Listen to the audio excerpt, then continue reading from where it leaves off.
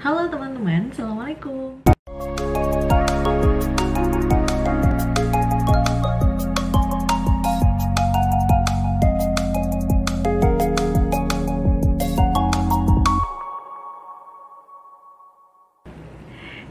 Setelah sekian lama kita nggak bahas tentang buku, jadi di episode kali ini aku akan bahas tentang buku yang menurut aku bagus banget ya untuk teman-teman baca di hari ini.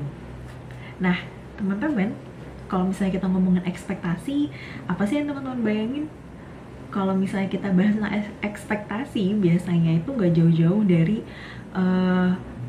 tentang keluhan-keluhan kita, gimana caranya kita harus memenuhi ekspektasi dari lingkungan kita, atau gimana sih, kenapa sih kita hidup dengan segala ekspektasi ini, gimana caranya kita memenuhi itu gitu. Atau jangan-jangan teman-teman berpikir ya ngapain kita harus memenuhi ekspektasi orang, kita harusnya fokus dong ke ekspektasi dari diri sendiri gitu. Atau jangan-jangan teman-teman juga ada di pihak orang-orang yang percaya bahwa kita tuh hidup nggak usah penuh ekspektasi lah, kita ngalir aja gitu. Nah teman-teman, buku yang aku rekomendasiin untuk bahas tentang ekspektasi adalah bukunya ini nih. Nah ini nih bukunya. Nah ini judulnya ada The Four Tendencies. Ini buku ini membahas tentang ternyata kita tuh dibagi menjadi 4 jenis manusia yang berkaitan dengan gimana sih cara kita memandang sebuah ekspektasi. Nah kalau misalnya kita bicara tentang ekspektasi, sebenarnya ekspektasi itu ada 2 jenis teman-teman. Ada ekspektasi dari luar atau ekspektasi dari dalam diri sendiri. Nah ekspektasi dari luar itu ya ekspektasi dari lingkungan kerja kita, dari orang tua kita, dan dari lingkungan keseharian kita tuh seperti apa gitu. Nah tapi kalau ekspektasi dari dalam diri, itu ada ekspektasi yang teman-teman munculkan dari dalam diri sendiri, dan tanpa sadar diri teman-teman itu berusaha bergerak untuk memenuhi ekspektasi itu. Nah, yang aku suka dari buku ini pertama adalah ketika kalau teman-teman lihat ini di toko buku, warnanya menarik. Ini menarik sih buat aku karena aku ya sesuai namanya rainbow ya. Aku suka banget deh warnanya yang cantik gitu kan. Dan jadi ketika di antara buku-buku self development yang biasanya covernya itu minimalis, nah ini covernya berwarna dan cerah gitu. Jadi akhirnya menarik untuk diambil dan dibaca. Nah, kalau misalnya teman-teman mungkin sudah sering membaca buku-buku tentang self development, mungkin gak asing ya dengan penulisnya. Penulisnya ini adalah Gretchen Rubin. Aku nggak tahu baca namanya yang benar apa ya, tapi aku coba baca aja namanya Gretchen Rubin. Beliau tuh penulis buku yang terkenal. Bahkan bukunya yang pertama, The Happiness Project, itu masuk daftar New York Times gitu, buku-buku terlaris versi New York Times.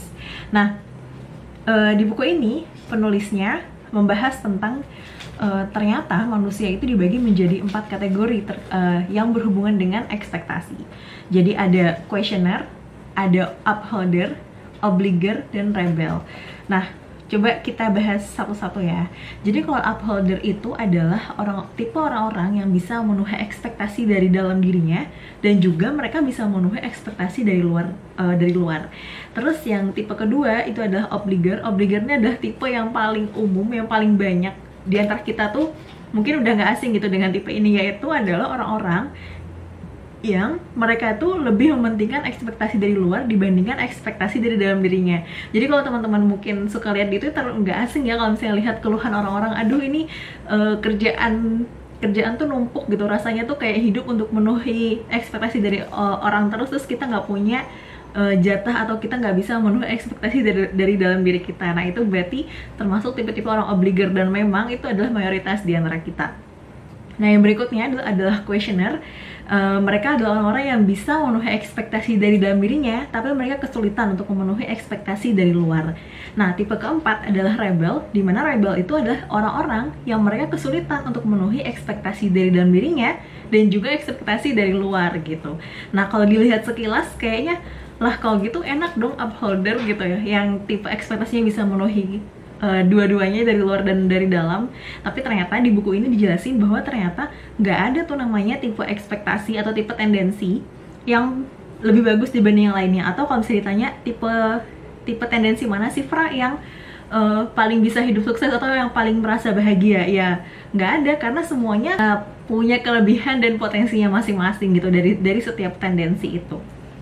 Nah Yang aku suka dari buku ini, biasanya kalau buku-buku self development itu warnanya seperti tadi aku bilang ya, antara minimalis, covernya minimalis, terus dalamnya juga biasanya ya warna-warna dasar. Kalau ada warna maksimal abu-abu lah.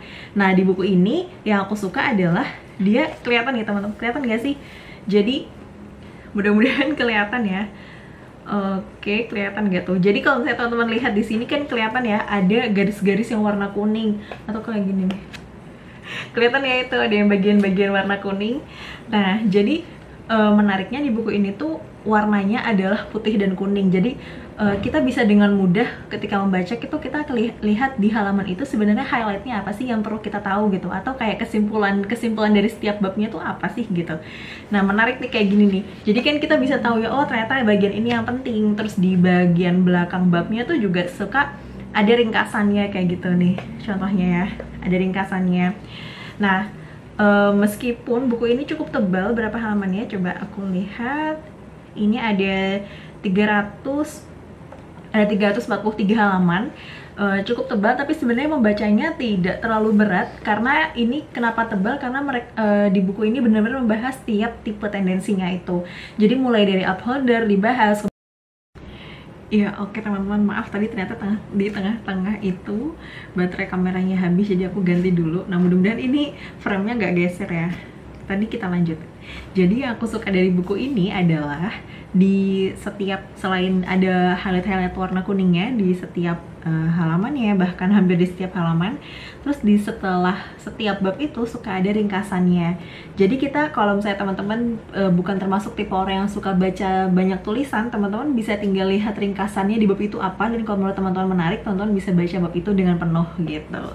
Nah seperti yang aku katakan tadi, jadi di buku ini itu membahas kenapa sih halamannya banyak banget gitu ya, 300-an halaman. Karena di buku ini nggak cuma bahas tentang teorinya, tiap tipe tendensi itu seperti apa, tapi di sini juga dibahas case by case-nya. Jadi kalau misalnya, yang aku suka juga sih sebenarnya ini, jadi di setiap tipe tendensinya itu dibahas gimana sih caranya kita berperilaku jika kita masuk dalam tipe tendensi itu. Terus kalau misalnya kita punya anak yang tipe tendensinya seperti itu bagaimana. Terus kalau misalnya kita sebagai tipe tendensi itu bersikap terhadap atasan tuh seperti apa. Terus kalau misalnya kita punya klien yang kayak gini tuh kita harus gimana sih memperlakukannya kayak gitu. Jadi ini bener-bener menarik karena benar-benar detail gitu case by case-nya. Nah, buku ini di bahasa aslinya itu diterbitkan di tahun 2017, tapi diterjemahkan di bahasa Indonesia itu baru di tahun 2019. Jadi masih cukup baru ya teman-teman. Dan ini masih mudah ditemukan di toko buku, teman-teman bisa tinggal cari di toko buku online ataupun toko buku offline gitu, masih ada. Ini aku rekomendasiin banget buat teman-teman yang memang suka bahas tentang self developmentalism, atau teman-teman lagi mencari tahu sebenarnya tipe teman-teman tuh tipe yang seperti apa sih gitu. Dan gak usah khawatir teman-teman kalau misalnya belum bisa menemukan buku ini, teman-teman juga bisa cek kuesioner secara online gitu. Jadi teman-teman bisa cek kira-kira aku tuh termasuk tipe tendensi yang seperti apa, itu bisa dicek secara online. Ada kuisnya dan pertanyaannya cukup singkat sebenarnya. Dan kalau misalnya teman-teman sudah menjawab pertanyaan-pertanyaan itu, teman-teman bisa dapat tuh keterangan singkat, penjelasan singkat tentang sebenarnya tipenya teman-teman tuh seperti apa sih, apakah upholder, questioner, obliger, atau rebel, dan gimana cara mensikapi setiap tipe tendensi itu. Nah kalau teman-teman tertarik tentang gimana sih penulis ini menceritakan tentang tipe-tipe tendensi, teman-teman bisa tulis ya di kolom komentar apakah teman-teman mau aku di video berikutnya bahas tentang setiap tipe tendensi itu dan gimana caranya kita mengatasi atau mengelola ekspektasi yang datang dari diri sendiri maupun dari luar. Terima kasih teman-teman sudah mendengarkan sampai akhir. Sampai jumpa di episode berikutnya. Dadah, assalamualaikum, semangat membaca.